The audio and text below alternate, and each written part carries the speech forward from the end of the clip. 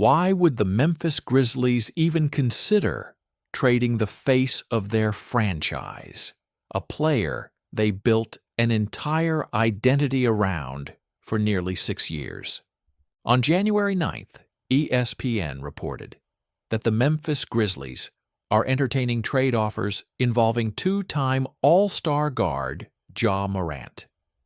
According to the network, multiple teams have inquired about the 26-year-old point guard ahead of the February 5th trade deadline, with Memphis prioritizing draft picks and young players in any potential return package. Morant is currently in the third season of a 5-year, $197 million deal that runs through the 2027 to 28 season. He's averaging 19 points and 7.6 assists across 18 games this season, numbers below his career marks of 22.4 points and 7.4 assists over 325 career games. The timing of the report raises immediate questions. Morant is eligible to sign a 3-year, $178 million extension this summer, which would keep him in Memphis deep into his 30s.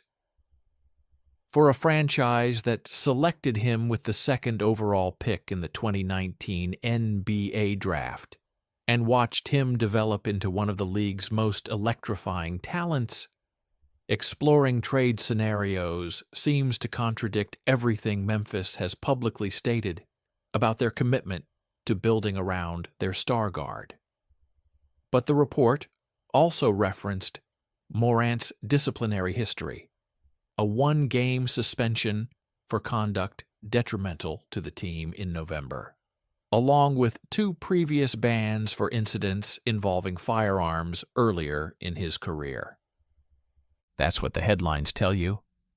But according to sources close to the situation, the story of how Memphis arrived at this moment is far more complex than a simple evaluation of on-court production and off-court incidents.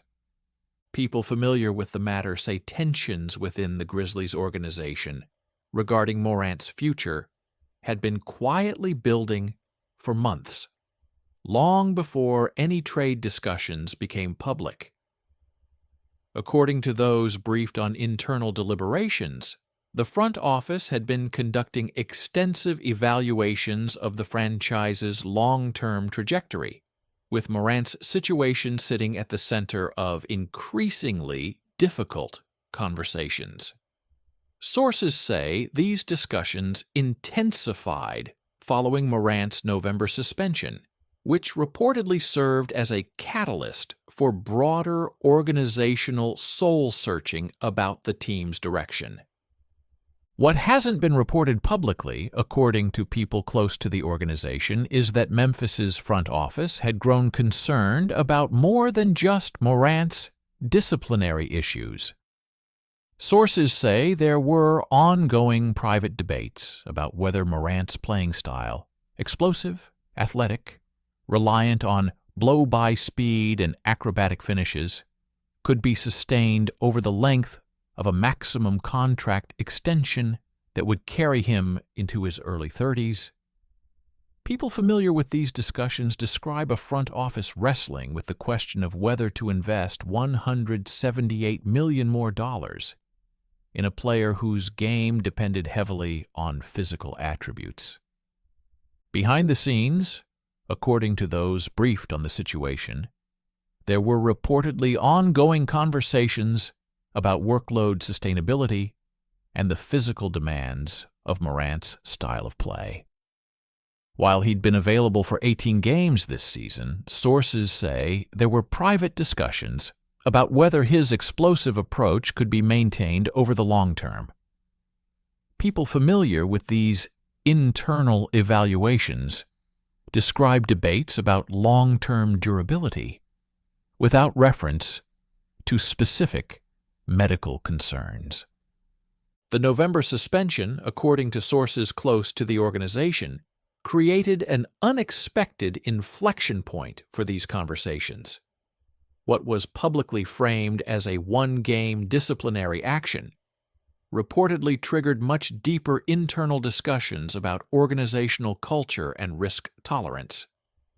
People familiar with the matter say the front office began asking difficult questions about whether they could confidently commit another massive financial extension to a player whose off-court decision-making had repeatedly created complications for the franchise.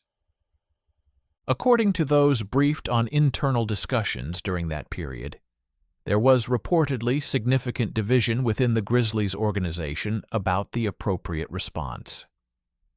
One faction, sources say, believed Morant remained too talented to move, and that the disciplinary issues were manageable compared to his on-court value. This group reportedly argued that finding another franchise player of Morant's caliber through the draft or free agency was nearly impossible, and that the known commodity, even with complications, was preferable to starting over. But another faction within the organization, according to people familiar with the debates, had begun viewing the situation through a different lens. Sources say this group questioned whether Memphis could truly compete for championships, with Morant as the centerpiece. People briefed on these arguments described presentations that included detailed film breakdowns, though the specific content of those evaluations remains closely guarded. Some within the organization reportedly questioned how his style translated in high-stakes post-season situations after internal film sessions examining playoff effectiveness. What made the situation particularly complex, according to sources close to the Grizzlies, was the timing relative to Morant's extension eligibility. People familiar with the front office's thinking say there was acute awareness that this summer represented a decision point. Either commit to Morant long-term with another massive extension, or explore the trade market while he still had multiple years of team control remaining. Waiting another season, sources say, would potentially diminish his trade value and limit Memphis's options. The inquiries from other teams, according to those briefed on the matter, reportedly began trickling in weeks before the ESPN report went public. Sources say several franchises reached out to Memphis through back channels, initially framing their interest as exploratory rather than aggressive pursuit. People familiar with these early conversations described them as teams testing whether the Grizzlies would even engage in discussions about Morant, given his status as the franchise cornerstone. What surprised people within Memphis, according to sources, was the quality and breadth of the interest. Multiple teams reportedly expressed genuine willingness to construct significant packages centered around young players and draft picks. People briefed on these preliminary discussions say the offers being floated exceeded what the Grizzlies' front office had anticipated, which reportedly intensified internal debates about whether they should seriously consider moving Morant rather than automatically dismissing such inquiries. Behind the scenes, according to those close to the situation, General Manager Zach Kleiman found himself navigating extraordinarily difficult territory. Sources say Kleiman had been Morant's biggest advocate within the organization for years, publicly and privately defending him through various controversies. But people familiar with Kleiman's current thinking describes someone genuinely torn between loyalty to a player who helped transform the franchise and a fiduciary responsibility to make decisions in the organization's long-term best interest. The specific structure of potential deals, according to sources briefed on the discussions, reportedly became a focal point of internal debates. Memphis's stated preference for draft picks and young players, people familiar with the matter say, reflected a philosophical question about whether the franchise should pivot toward a longer-term rebuild or try to remain competitive in the short term. Those advocating for trading Morant, sources say, argued that accumulating young assets and draft capital would position Memphis for sustained success rather than continued uncertainty about both performance and conduct. What complicated the evaluation, according to people close to the organization, was Morant's statistical production this season. While his 19 points per game represented a decrease from his career average of 22.4, sources say the front office recognized this was partly due to integration with other players and a slightly reduced usage rate. People familiar with the internal analysis describe debates about whether Morant's lower scoring was concerning or actually evidence of maturation and willingness to facilitate more for teammates. The ownership group's position, according to those briefed on their thinking, reportedly evolved throughout this process. Sources say Memphis ownership initially resisted any notion of trading Morant, viewing him as essential to the franchise's marketability and fan engagement.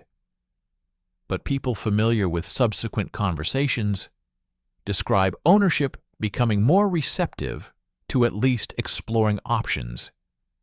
As the scope of potential return packages became clearer, and as concerns about the extension decision loomed larger. What hasn't been discussed publicly, according to sources close to the situation, is how Morant himself has processed the trade rumors. People familiar with his mindset say he's been aware of the speculation, but has maintained focus on his on-court performance. Sources describe Morant as someone who understands the business nature of the NBA, but who also believed his production and commitment to Memphis warranted long-term security. Whether he'd received any private assurances from the front office about his future, those close to the situation say, remained unclear, even to some within the organization. The coaching staff's perspective, according to people familiar with their thinking, added another layer of complexity. Sources say head coach Taylor Jenkins and his assistants valued Morant's talent and leadership, but acknowledged certain challenges in roster construction. People briefed on coaching staff discussions describe conversations about defensive schemes and rotational considerations, though the specific content of those tactical evaluations remains internal to the organization. League-wide, according to sources familiar with broader NBA discussions, Morant's availability created immediate speculation about potential landing spots.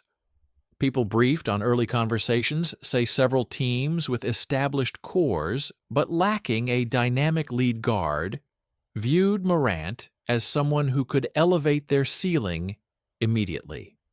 The willingness of these teams to part with significant assets, sources say, reflected their belief that Morant's talent outweighed the concerns about his off-court history and contract situation. What remained uncertain as the trade deadline approached, according to those close to the situation, was whether Memphis would actually pull the trigger on any deal, or whether the ESPN report represented the front office gathering information and leverage, rather than signaling genuine intent to move Morant. Sources say there was ongoing internal debate about whether exploring trades was a prudent evaluation of all options or whether it risked damaging the relationship with their franchise player if no deal ultimately materialized. The question of Morant's extension, according to people familiar with the organization's thinking, loomed over every discussion.